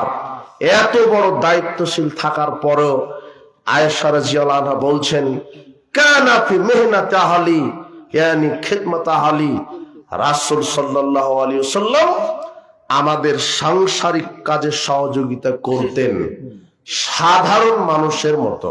ঘর ঝাড়ু দিয়ে দিতেন, মাঝে মাঝে স্ত্রীদের সহযোগিতা করতেন, রান্নার কাজে সহযোগিতা করতেন, বকরির দুধ দহন করতেন, কাপড় ছিঁড়ে গেলে সুই সুতা দিয়ে সেলাই করতেন, জুতা ছিঁড়ে গেলে তালি লাগাতেন, নিজের কাজ নিজে করতেন, স্ত্রীগণের সাংসারিক কাজে সহযোগিতা করতেন। আপনি কি করেন? করতে হবে। মাঝে মাঝে রান্নাঘরে যাবেন, গিয়ে রান্নার কাজে সহযোগিতা করেন, তরকারি কোটা বাছা করে দেন, মাঝে মাঝে ভাত রান্নার কাজে সহযোগিতা করেন, মুখের ঘামটা একটু মুছে দেন, অযথা স্ত্রীকে গালি দিয়েন না। মাঝে মাঝে স্বামী স্ত্রী দুইজন খেলাধুলা করেন। রাসূল সাল্লাল্লাহু আলাইহি ওয়াসাল্লাম বলছেন, আয়েশা চলো তো আজকে একটু দৌড় প্রতিযোগিতা করি। জ্যোৎস্না রাত বলছে যে আজকে দৌড় প্রতিযোগিতা করি, চলো। তো আয়েশা রাদিয়াল্লাহু আনহা রাসূল সাল্লাল্লাহু আলাইহি ওয়াসাল্লামকে হারিয়ে দিলেন, একেবারে আগে চলে গেছে। আয়েশা রাদিয়াল্লাহু আনহা খুব খুশি যে আমি আপনাকে হারিয়ে দিয়েছি, আপনি তো পারেননি। তো আবার বছর 6 বা মাস 6 পরে বলছে যে চলো তো আজকে আবার একটু দৌড় প্রতিযোগিতা করি দেখি। এবার রাসূল সাল্লাল্লাহু আলাইহি ওয়াসাল্লাম খুব পূর্ণ প্রস্তুতি নিয়েছেন। এইবারে রাসূল সাল্লাল্লাহু আলাইহি ওয়াসাল্লাম আয়েশা রাদিয়াল্লাহু আনহাকে হারিয়ে দিলেন, দিয়ে বলছেন, আয়েশা ওই দিনের প্রতিশোধ নিয়ে নিলাম। দেখেন তো এই মুহূর্তটা কেমন, কথা বুঝেননি মনে হয়। কথা বুঝবেন কি করে? আপনার দরজাতে ঢুকলেই মুখখানা বেজির মতো হয়ে আছে। বলেছেন যে গরম পানি দেন, ঠান্ডা পানি ত্যাগ করে বলছে খেলে খা, না খেলে না খা। অবাক কথা, দুজনেই চাকরাজীবী, বলছে আমি তোর চেয়ে বেতন কম পাই নাকি? অবাক কথা, অবাক। স্ত্রী স্বামীকে বুঝতে হবে, স্বামী স্ত্রীকে বুঝতে হবে। রান্নার কাজে সহযোগিতা করবেন, স্ত্রীকে মূল্যায়ন করবেন, স্ত্রীকে আদর করবেন। মুখের ঘামটা একটু মুছে দিলেন, বিশ্বাস করেন স্ত্রীকে সময় দেন। বিচারের মাঝে আল্লাহ নারীকে বলবে তোমার স্বামী কেমন ছিল। স্ত্রী যদি বলে ভালো ছিল, স্ত্রীর মুখের কথা তো আল্লাহ আপনাকে জান্নাতে দিয়ে দিবেন। বোঝা গেল না মনে হয়? আবার স্বামীকে জিজ্ঞাসা করবে তোমার স্ত্রী কেমন ছিল। স্বামী যদি বলে জি আমার স্ত্রী ভালো ছিল, স্বামীর মুখের কথাটা আল্লাহ ওই নারীকে জান্নাতে দিয়ে দিবেন। আর তখন একই জান্নাতে থাকবেন। জান্নাতীদেরকে আল্লাহ স্পেশাল, সাধারণ যারা জান্নাতি, 2টা হুর দিবে। একেবারে ডানা কাটা পরি, আয়তন চক্ষু বিশিষ্ট সুন্দর হুর দিবেন, 2টা করে স্পেশাল। আপনার মন যদি বলে 2000 রেডি। বুঝেননি মনে হয় কথা? যত চাইবেন, মন যত চাইবে তত দিবে, কিন্তু স্পেশাল কয়টা? 2টা। আর যারা শহীদ তাদের জন্য 72টা। কতটা? 72টা স্পেশাল। কিন্তু আপনারা এই দুনিয়াতে যে স্বামী স্ত্রী একই যদি জান্নাতের ঈমান আমলের কারণে যদি দুজনেই জান্নাতি হন, তাহলে জান্নাতেও আপনারা স্বামী স্ত্রী হিসেবেই থাকবেন। আর আপনার এই দুনিয়ার স্ত্রী জান্নাতের হুরদের চাইতে হাজারো লক্ষ কোটি গুণ বেশি সুন্দরী করে দিবেন আল্লাহ। তো নারীর মর্যাদা সম্পর্কে আমরা বলতে গিয়ে বললাম যে ইসলাম নারীকে মর্যাদা দিয়েছে। অনেক কথা ছিল, আমরা সচরাচর 12টায় প্রোগ্রাম শেষ করি। আমি 12টায় শুরুই করেছি আজকে, তো রাত গভীর হয়েছে। আর আমরা সামনে না আগাই। নারীর মর্যাদা দিতে হবে, কিন্তু নারী নিজেই বুঝলো না, নারী অর্ধনগ্ন হয়ে রাস্তাঘাটে চলা শুরু করেছে। তাহলে আমরা আজকে কি আলোচনা করলাম? নারীর মর্যাদা। নারী কখনো বোন, কখনো স্ত্রী, কখনো মা, কখনো খালা, ফুপু, অনেক বিভিন্ন ক্ষেত্রে নারীর মর্যাদা। তো ইসলাম নারীকে মর্যাদা দিয়েছে। এই জন্য নারীদেরকে বলবো আপনারা পর্দাকে লঙ্ঘন করবেন না। নারীদের জন্য জান্নাতে যাওয়া খুব সহজ। রাসূল সাল্লাল্লাহু আলাইহি ওয়াসাল্লাম বলছেন, যে নারী 5 ওয়াক্ত সালাত আদায় করলো, রমাদানের সিয়াম পালন করলো, আর লজ্জাস্থানের হেফাজত করলো, আর স্বামীর খেদমত করলো, আল্লাহ ওই নারীর জন্য জান্নাতের 8টি দরজা খুলে দিবেন। নারীদের জন্য জান্নাতে যাওয়া সহজ। নারী লজ্জাস্থানের হেফাজত করুন। আয়েশা রাদিয়াল্লাহু আনহার মতো হন, খাদিজা রাদিয়াল্লাহু তাআলা আনহার মতো হবেন, মারিয়াম আলাইহিস সালামের মতো হবেন, আসিয়া আলাইহিস সালামের মতো হবেন। এনারা খুব দামি মহিলা, এদের আদর্শ ফলো করবেন। রাসূল সাল্লাল্লাহু আলাইহি ওয়াসাল্লাম এটাই বলেছেন, জান্নাতে যাওয়ার জন্য যথেষ্ট হবে যদি তাদের আদর্শ আপনি ফলো করেন। উপস্থিত বৈঠকের মুসলিম দিনী ভাই বোন, আপনাদেরকে সর্বশেষ যেটা বলছি যে আপনাদের কোনাবাড়িয়া যে কেন্দ্রীয় মসজিদটা আমি দেখলাম, মনটা ভরে গেল। বিশাল মসজিদ, সুন্দর মসজিদ। তো মসজিদেরই উন্নয়ন কল্পে আপনারা জালসা করছেন, তো আপনারা দানের হাত প্রশস্ত করুন, মসজিদ বর্ধিত করুন এবং মসজিদ আবাদ করুন। বিচারের মাঠে আল্লাহ বলবেন যে আমার প্রতিবেশীরা কোথায়, আমার প্রতিবেশীরা কোথায়? তো ফেরেশতাগণ অবাক হয়ে বলবেন যে আপনার আমার প্রতিবেশী কারা হবে? আপনার কি আবার প্রতিবেশী আছে? তখন আল্লাহ বলবেন, হ্যাঁ, আইনা উম্মারুল মাসাজিদ, কোথায় আমার মসজিদের আবাদকারীরা, যারা 5 ওয়াক্ত সালাত আউয়াল ওয়াক্তে মসজিদে এসে পড়েছে, বিচার মাঠে তারাই হলো আমি আল্লাহর প্রতিবেশী। তাহলে মসজিদের সাথে সম্পৃক্ত থাকেন। আর 7 শ্রেণীর লোককে বিশেষ ছায়া দিবেন আরশের। তার এক শ্রেণী আছে যার অন্তরটা মসজিদের সাথে সম্পৃক্ত, মসজিদে 5 ওয়াক্ত সালাত আদায় করে, জামাতে পড়ে। তো মসজিদের সার্বিক সহযোগিতায় থাকবেন। আজকে জালসা হয়েছে বলে আজকেই শুধু 2, 4, 500, 5,000 টাকা দান করবেন তা নয়, 12 মাস দান করতে থাকেন। যখনই হাতে টাকা আছে মসজিদের জন্য দান করেন। যখনই হাতে টাকা আসছে একটা মাইক কিনে দেন, ফ্যান কিনে দেন, টাইলসের জন্য দান করেন। দান করতেই থাকবেন। মসজিদ নির্মাণের জন্য দানের হাত প্রশস্ত করুন। মসজিদ নির্মাণ, মান বানা লিল্লাহি মাসজিদান বানাল্লাহু লাহু বাইতান ফিল জান্নাহ, এটা তো ঠিক যে কেউ যদি মসজিদ নির্মাণ করে দেয় আল্লাহ তার জন্য জান্নাতে ঘর দিবেন। তো আপনি তো একটা মসজিদ নির্মাণ করার ক্ষমতা নাও থাকতে পারে, মিনিমাম 1 থেকে 1.5 কোটি টাকার বেশি খরচ হয়েছে, 2 কোটি টাকা খরচ, তো আপনি তো এত সামর্থ্য নেই। রাসূল সাল্লাল্লাহু আলাইহি ওয়াসাল্লাম আরো সহজ করে দিয়েছেন। আল্লাহর নবী বলছেন, মান বানা মাসজিদান লিল্লাহ, যে ব্যক্তি আল্লাহর জন্য মসজিদে দান করলো, কামাফাসি কাতাতিন, একেবারে ওই টিড্ডি পাখি, ছোট ছোট পাখির যে বাসা, আও আসগার, তার চেয়ে ছোট, অর্থাৎ একটা ইট, এক মুষ্টি বালি। রাসূল সাল্লাল্লাহু আলাইহি ওয়াসাল্লাম বলছেন যে একটা ইট অথবা বালি তার চেয়ে ছোট কিছু যদি মসজিদে দান করেন, এর জন্য আল্লাহ আপনাকে জান্নাতে একটা ঘর নির্মাণ করে দিবেন। তো সামর্থ্য অনুযায়ী দেন। যার সামর্থ্য 500, 500 দেন। যার সামর্থ্য 5,000, 5,000 দেন। আল্লাহ আমাদের দানকে কবুল করুন। বারাকাল্লাহু ফিকুম, জাযাকুমুল্লাহ খায়ের। রাত অনেক হয়ে গেছে। আর আমার প্রতিষ্ঠানের জন্য দোয়া চাই। দারুল হাদিস সালাফি ইসলামী কমপ্লেক্স, যেটা প্রতিষ্ঠিত ঘাটাইল, টাঙ্গাইল। আল্লাহ যেন আমার প্রতিষ্ঠানটি কবুল করেন। জমি কেনার কাজ, নির্মাণাধীন কাজ সব চালু আছে। আপনারা সার্বিকভাবে সহযোগিতা করবেন, দোয়া করবেন, আমাদের সাথে যোগাযোগ করবেন। আল্লাহ যেন আপনাদের প্রাণপ্রিয় প্রতিষ্ঠান দারুল হাদিস সালাফি ইসলামী কমপ্লেক্সকে কবুল করে, আমিন। যেখানে বাংলা, ইংরেজি, উর্দু সব পড়ানো হয়, আবাসিক অনাবাসিক সব ব্যবস্থা আছে। হেফজ ক্লাস 1 থেকে 6 পর্যন্ত, যোগ্য আলেম, তাকওয়াশীল, পরেজগার, দায়ী, মুহাক্কিক আলেম তৈরি করার কারখানা। আল্লাহ যেন কবুল করে আমাদের প্রতিষ্ঠান, আপনাদের প্রতিষ্ঠান। আপনারা যাবেন, দেখে আসবেন। টাঙ্গাইলের ভূখণ্ডে একটা জিজ্ঞাসা আসছে, বেনামাজি মারা গেলে তার জানাজা করা ও মুসলিম কবরস্থানে দাফনের বিধান কি? দয়া করে কোরআন ও হাদিসের আলোকে বুঝিয়ে বলবেন।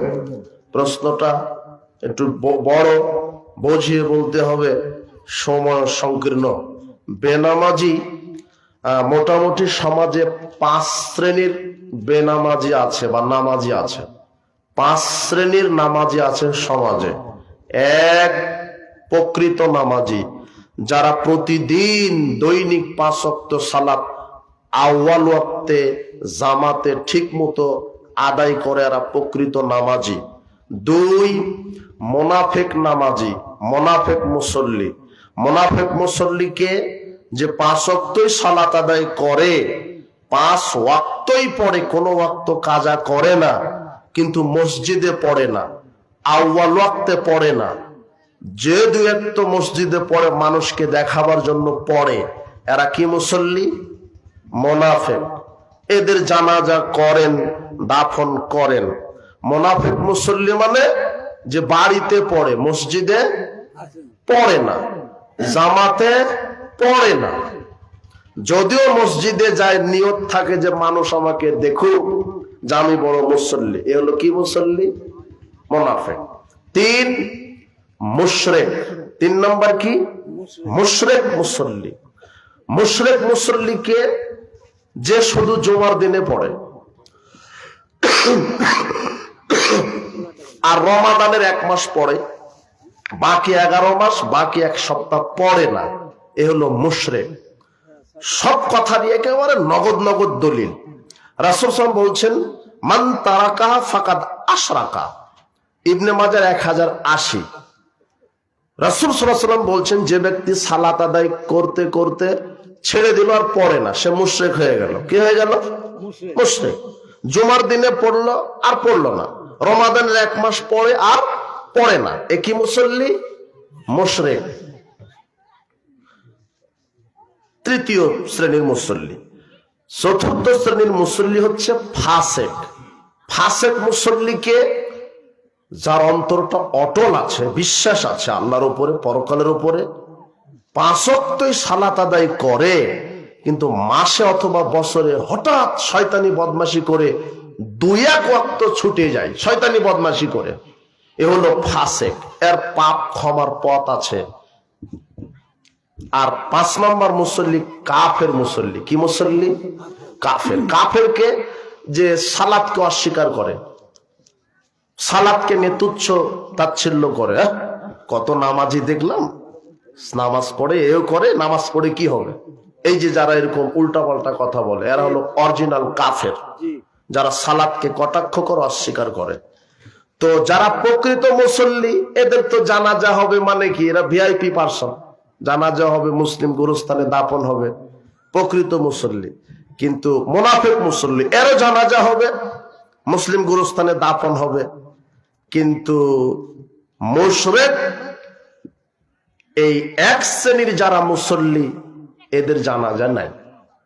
যারা শুধু জুমার দিনে পড়ছে আর বাকি পড়ে না। খুব কঠিন মনে হলো কথা, মনে হয় তাই না? এর জানাজা নাই, এর মুসলিম গুরুস্থানে দাফনও নাই। 5 ওয়াক্ত সালাত যে কোনো মূল্যে। আর যে একদমই সালাত আদায় করে না, সালাতকে কটাক্ষ করে, সে তো কাফের। আর যে ফাসেক, তারও জানাজা হবে, মুসলিম গুরুস্থানে কবর হবে, কোনো সমস্যা নেই, কিন্তু যে মুশরিক মুসল্লি, তার জানাজা নাই। আর যে কাফের একদমই সালাত আদায় করছে না, ও এত খারাপ, ও তার বাপের সম্পদের ওয়ারিশ হবে না। বেনামাজি বাপের সম্পদের ওয়ারিশ হয় না। বেনামাজির সাথে মেয়ে বিবাহ দেওয়া হারাম। বেনামাজি যদি জানেন যে অমুক মোড়ে গরু খাসি জব হয়েছে, কে জব করেছে? অমুক বেনামাজি, তাহলে গরুর গোস্ত খাওয়া হারাম। কথা বোঝা গেল না মনে হয়? বেনামাজি যদি মোরগটা জবহ করে, তাহলে তার ওই গোস্তটা খাওয়া হারাম। বেনামাজি এত খারাপ, কুকুর সিগারের চাইতেও খারাপ। ও বলছে যে নামাজ ঠিক না থাকতে পারে, ইমান ঠিক আছে। তখন আপনি বলবেন যে আমার জুতাও ঠিক আছে, ছেড়ে নিন। অবাক কথা হলো, মুসলমান ঘরে থাকবেন, সালাত আদায় করবেন না। কি পেয়েছেন আপনি? সালাত বাধ্যতামূলক, সালাত ব্যতিক্রম ইবাদত, এর কোনো ওজোর নাই। মনে করেন আপনি স্কুলে যেতে পারেননি, হেডমাস্টার বলছে, কে রে গতকাল স্কুলে আসিসনি কেন? তো বলছে যে স্যার আমার আম্মার অসুস্থ, আমি তাই হসপিটালে নিয়ে গেছিলাম, তাই স্কুলে আসতে পারিনি। এটা কি হলো? অজুহাত, ওজোর। কিন্তু আপনি সালাতের জন্য কোনো ওজোর নাই। আল্লাহকে বলতে পারবেন না, আল্লাহ এমন জায়গাতে ছিলাম, পানি পাইনি, অজু করতে পারিনি, তাই সালাত আদায় করিনি। জি না, পানি না থাকলে মাটি দিয়ে কি করতে হবে? তেমন তো মাটিও নাই, এমন জায়গাতে আছেন, সফরে আছেন, মাটিও নাই, পানিও নাই, পরিবেশই নেই, তখন আর পানিও লাগবে না, মাটিও নাই, বিনা অজু বিনা তায়াম্মুমেই সালাত। বোঝা গেল না মনে হয় কথা? কেবলা মুখে সালাত, কিন্তু আপনি তালাশ করতে পারছেন না কোন দিকে কেবলা। তা এখন বলবেন আল্লাহ কেবলা বুঝতে পারিনি, তাই সালাত আদায় করিনি। জি না, এখন আপনি যেদিকে খুশি মুখ ফিরিয়ে সালাত আদায় করেন, তবু আল্লাহ সালাত কবুল করবেন। পবিত্র পোশাক পরে সালাত আদায় করতে হয়, পবিত্র পোশাক নাই, আপনারই পেশাব পায়খানা লেগে গেছে, সফরে আছেন, আর কোথায় পোশাক পাবেন? ওই পেশাব পায়খানা লাগা পোশাকেই সালাত, তবুও সালাত। আর এই যুবক শোনো, তোমার ওই যে দাদি, বয়স 90 বছর, তোমার দাদি বলে বেটা আমি তো পেশাব পায়খানা আটকিয়ে রাখতে পারি না, তাই সালাত আদায় করি না। ওই অজু করে জানামাজে দাঁড়িয়ে যখনই রুকুতে অথবা সেজদাতে যাই তখনই ঝরঝর করে পেশাব বের হয়ে যায়। তোমার দাদাও তাই বলছে, বেটা বয়স হয়ে গেছে আর পেশাব ধরে রাখতে পারি না, যখনই সেজদায় যাই পেটে চাপ লেগে পেশাব বের হয়ে যায়, তাই সালাত আদায় করি না। জি না, তোমার দাদা দাদি জানামাজে পেশাব করতে থাকবে, এদিকে সালাত আদায় করতে থাকবে, তোমার দাদা দাদির পুরো সালাত আল্লাহ কবুল করে নেবেন। তবুও বলতে পারবে না যে সালাত হবে, করতে পারছি না। বোঝা গেল না মনে হয়? এর নাম সালাত। যে কোনো মূল্যে সালাত। দাঁড়িয়ে পড়তে পারেন না, বসে, মাটিতে হোক চেয়ারে হোক, বসে পারেন না শুয়ে, দুই পাটা কেবলার দিকে দিয়ে দিবেন, দিয়ে ইশারাতেই সালাত। আল্লাহু আকবার। শুয়ে আছেন, আল্লাহুম্মা বা'দ বাইনা ওয়া বাইনা খাতায়ায়া কামা, এটা কি? এটা সানা। সানা পড়লেন, আউযু বিল্লাহি মিনাশ শাইতানির রাজিম, বিসমিল্লাহির রহমানির রহিম, আলহামদুলিল্লাহি রাব্বিল আলামিন, আর রহমানির রহিম, বিসমিল্লাহির রহমানির রহিম, কুল হুয়াল্লাহু আহাদ, আল্লাহু আকবার, সুবহান রাব্বিয়াল আযীম। কোথায় গেছেন?